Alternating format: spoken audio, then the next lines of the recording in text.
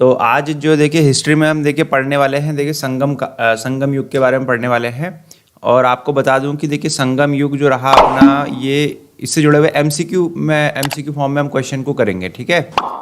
अच्छा, आपको ये बताता चलूँ, देखिए संगम काल जो रहा आपके 1st सेंचुरी एडी से 3rd सेंचुरी एडी के बीच में रहा। बेसिक जानकारी आपको दे देता हूँ। देखिए संगम किसे कहते थे ये बता देता हूँ आपको, फिर इसके बाद हम 15 क्वेश्चन करेंगे इस पर, ठीक है। 15 क्वेश्चन करेंगे तो आपको बताता चले कि संगम जो काल है वो आपका 1st सेंचुरी से 3rd सेंचुरी एडी के बीच में रहा। 1 to 3 एडी आप याद कर सकते हैं इतना। और आपको बताता चले कि जो संगम युग है वो संगम किसे कहा जाता था? संगम कहा जाता है, देखिए तमिल कवि जो रहा करते, तमिल कवि, उनकी एक सभा हुआ करती थी, ठीक है।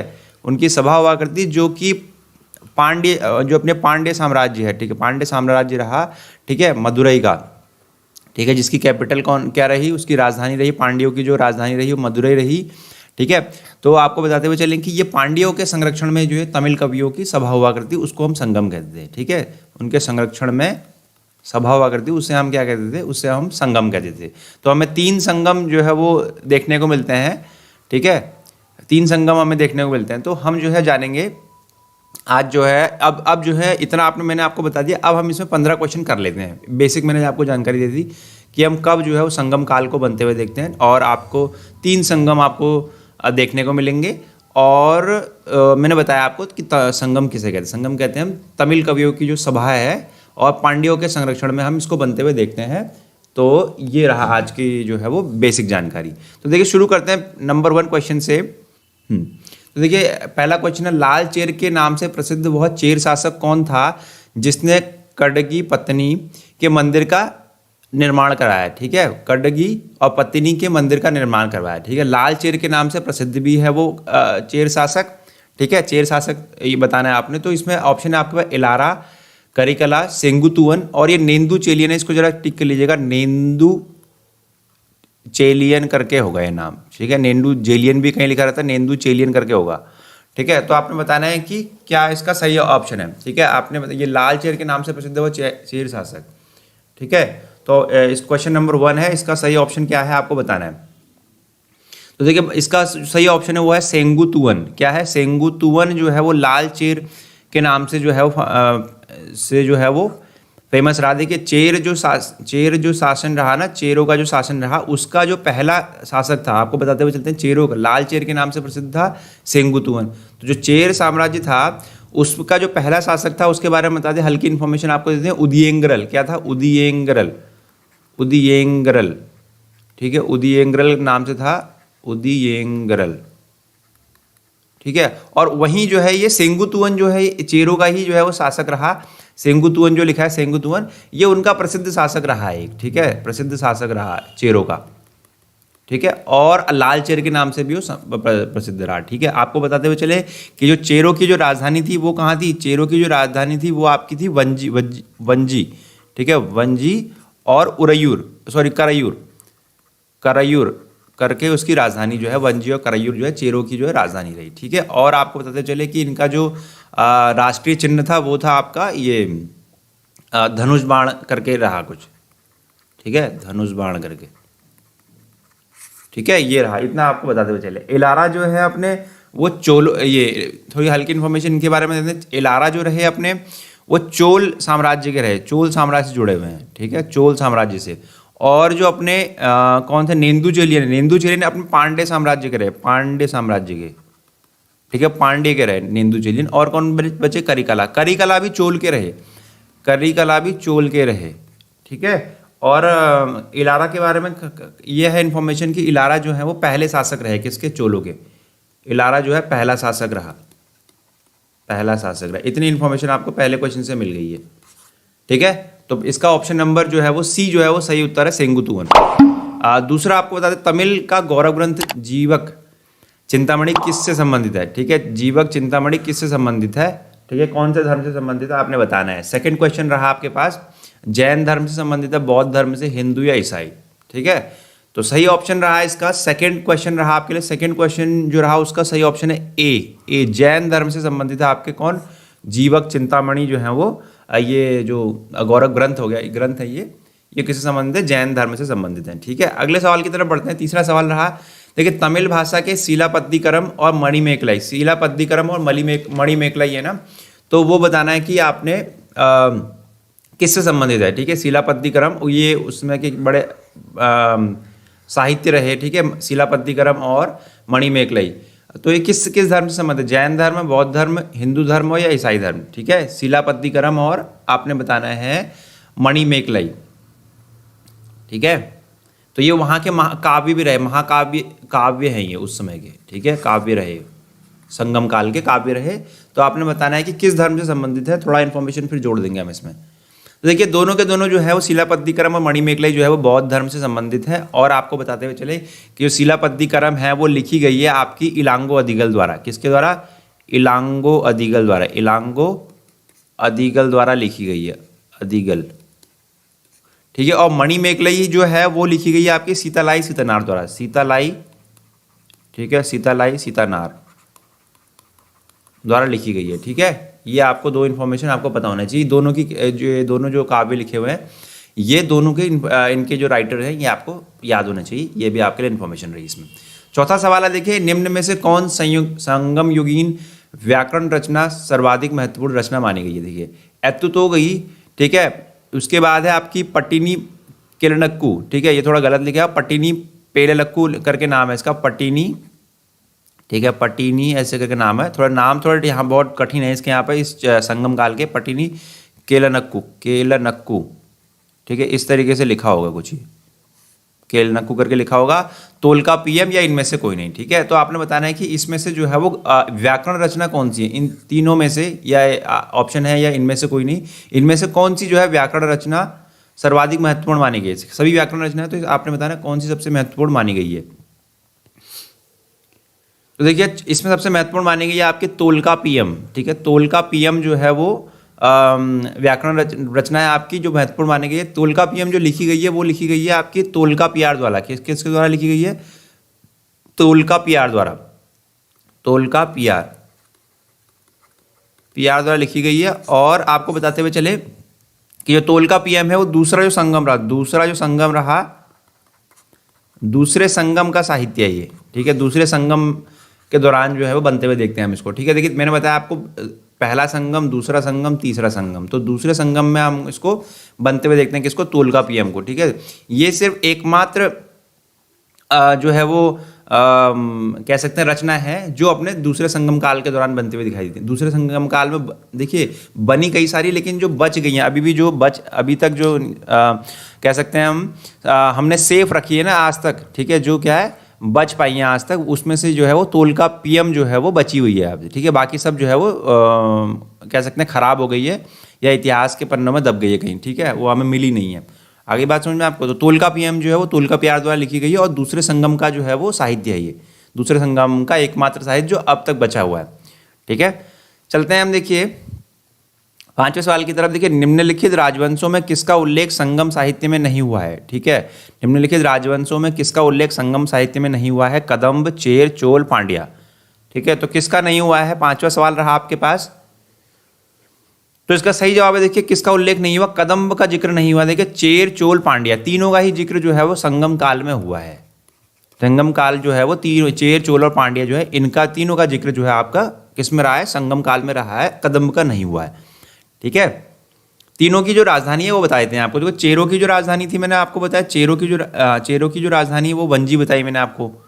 ठीक है, वंजी या करयूर नाम से होगी। और जो अपने चोल रहेंगे, चोलों की जो राजधानी है वो है आपकी उरयूर नाम से भी है। ठीक है, उरयूर हो गया। उसके बाद आपको देखिए पांड्यों की जो राजधानी है वो आपको मिल जाएगी, पांड्यों की राजधानी मदुरई।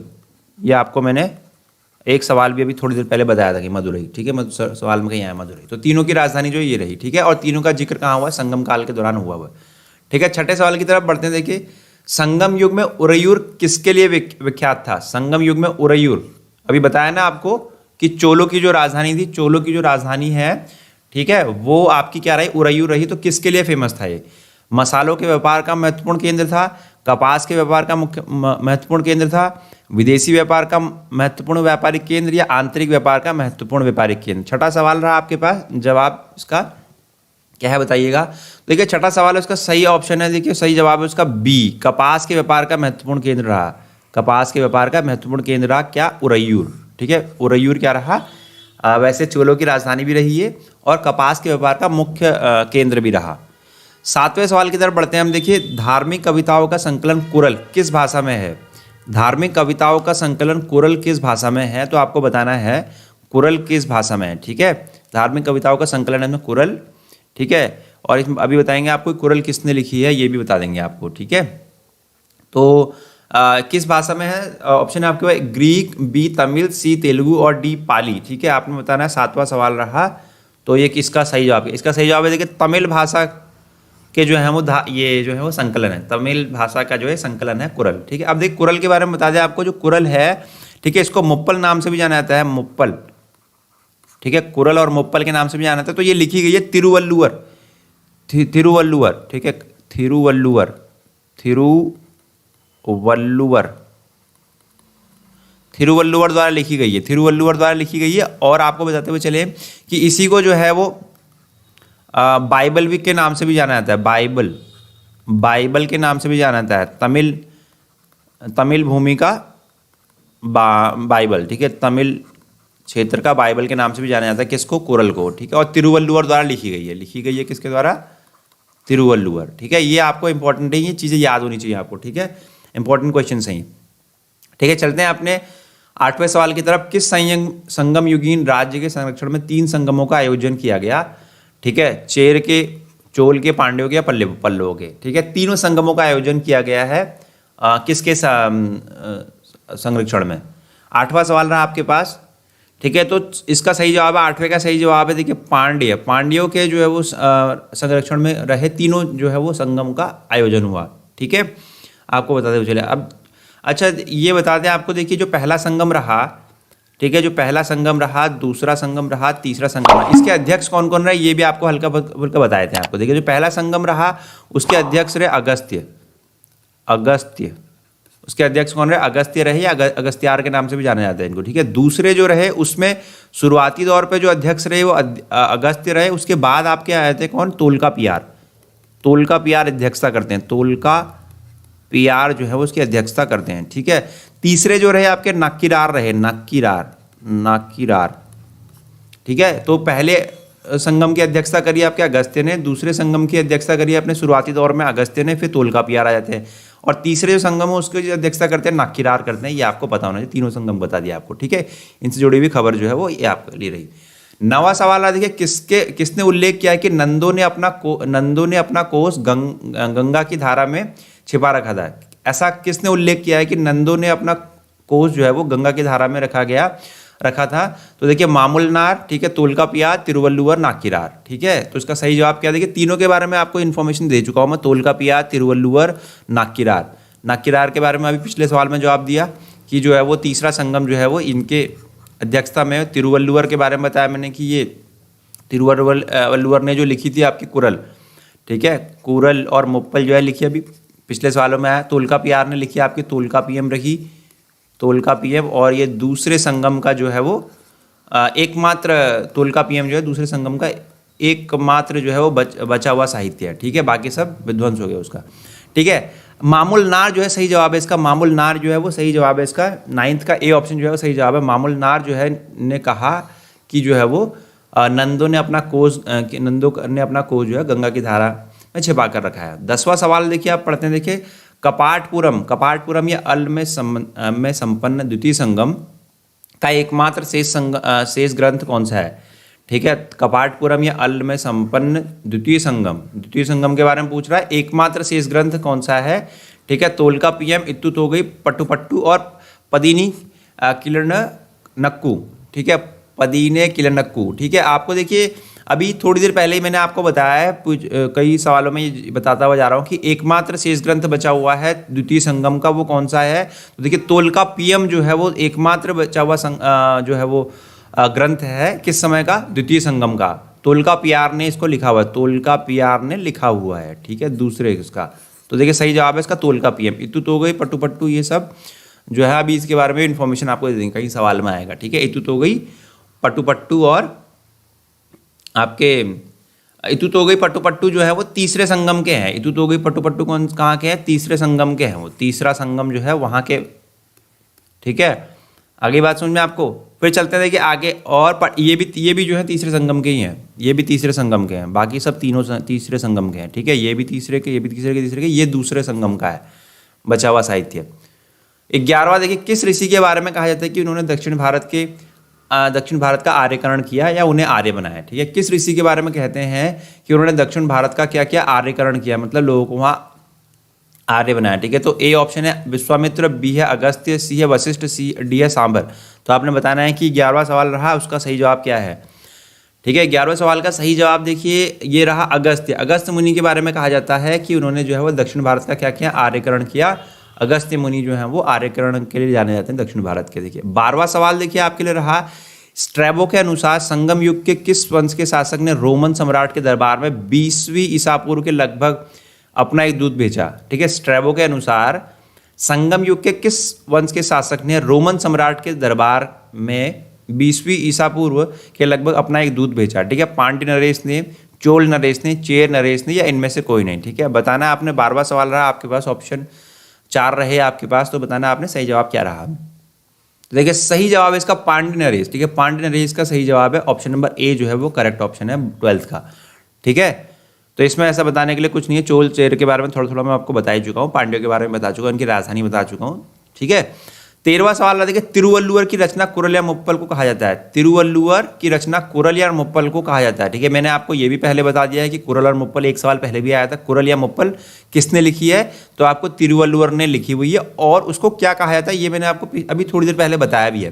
ठीक है, कुरल या मुप्पल किससे कहा जाता है, को क्या कहा जाता है, किस नाम से जाना जाता है? ठीक है, तो आपके ऑप्शन है तमिल भूमि का बाइबल, तमिल भूमि का महान व्याकरण ग्रंथ, तमिल भूमि का महान नाट्य ग्रंथ, या इनमें से कोई नहीं। देखिए ऑप्शन क्या है अभी थोड़ी देर पहले आपको बताया भी, अगर आपने ध्यान से अगर इसको पढ़ रहे हैं तो इसका जो आंसर है आपको पिछले वाले क्वेश्चंस में मैंने आपको दे चुका हूँ। तो इसका ऑप्शन है देखिए ऑप्शन नंबर ए, तमिल भूमि का बाइबल जो है आपको तिरुवल्लुवर को ही कहा जाता है। ठीक है, नहीं सॉरी, कुरल या मुप्पल को कहा जाता है, जो कि तिरुवल्लुवर की रचना है।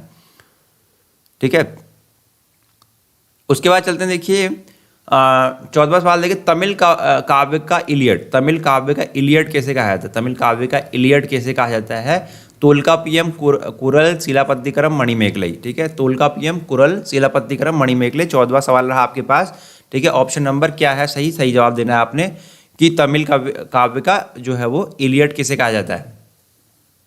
ठीक है, तो देखिए 14वां सवाल रहा, उसका ऑप्शन है शिलापद्दिकरम। ठीक है, शिलापद्दिकरम जो रहे आप, शिलापद्दिकरम जो है उसको तमिल काव्य का इलियड कहा जाता है। ठीक है, तमिल ये अपने शिलापद्दिकरम को, ठीक है, याद रखना है आपने, शिलापद्दिकरम को कहा जाता है तमिल काव्य का इलियड। ठीक है, उसके बाद आपको शिलापद्दिकरम के बारे में बता दें आपको कि इलांगो अदिगल द्वारा लिखी गई है, इलांगो अदिगल द्वारा लिखी गई है, इलांगो अदिगल। ठीक है, हिंदी में शायद थोड़ा हो सकता है, देखिए कुछ ऊपर नीचे लिखा है, लेकिन आपको जो समझाने का मेरा यहाँ पर औचित्य है वो आपने समझना है कि इलांगो अदिगल आपने याद रखना है। ठीक है, थोड़ा बहुत इधर उधर हो सकता है हिंदी में क्या लिखा हुआ है। ठीक है, इनकी जो लिखावट है वो थोड़ा बहुत ऊपर नीचे हो सकती है। ठीक है, इलांगो अदिगल द्वारा लिखी गई है। ठीक है, मणिमेखलई जो लिखी गई है वो आपकी सीतालाई सीतानार द्वारा लिखी गई है, पिछले भी आपको जवाब दे चुका हूँ, सीतालाई सीतानार द्वारा लिखी गई है। ठीक है, कुरल अभी बताया आपको किसने लिखी है, तिरुवल्लुवर ने लिखी है। तो आप ये इनको याद तो कर लीजिए, जो मैं बताता चाह रहा हूँ, तिरुवल्लुवर ने लिखी है, तोल्कापियम लिखी है तोल्कापियार ने। ठीक है, तोल्कापियार बार बार आपको इसलिए बता रहा हूँ ताकि आपको रिवीजन हो, तोल्कापियार ने लिखी है वो ये। ठीक है, फिर चलते हैं अपने 15वें सवाल की तरफ। देखिए तमिल काव्य का उड़ीसी किसे कहा, तमिल काव्य का उड़ीसी किसे कहा जाता है? ठीक है, तोल्कापियम, कुरल, शिलापद्दिकरम और मणिमेखलई। ठीक है, तो तमिल काव्य का ओडिसी किसे कहा है? तमिल काव्य का ओडिसी किसे कहा जाता है? जवाब देना है आपने, तोल्कापियम है, कुरल है, या शिलापद्दिकरम मणिमेखलई है। तो 15वां सवाल है, उसका जो सही जवाब है उसका सही जवाब है आपका मणिमेखलई। ठीक है, मणिमेखलई जो मैंने आपको बताया कि सीतालाई सीतानार द्वारा लिखा गया है, सीतालाई सीतानार। ठीक है, तो ये जो है वो इसको नाम दिया जाता है, तमिल काव्य का ओडिसी कहा जाता है इसको। ठीक है, तो संगम काल के जो 15 क्वेश्चन हैं वो हमने आज कर लिए। ठीक है, तो इसमें देखिए जो इंपॉर्टेंट क्वेश्चन है वही किए वो, और तमिल का ये जो अपना संगम काल है उसमें आपसे इससे बाहर का कुछ नहीं पूछा जाएगा आपसे। ठीक है, सब कुछ इसमें हमने कवर कर लिया। एक अब 15 क्वेश्चन का हम सीरीज और करेंगे इस पर, ठीक है। तो मिलते हैं आपको नेक्स्ट लेक्चर में, ठीक है। Thank you class.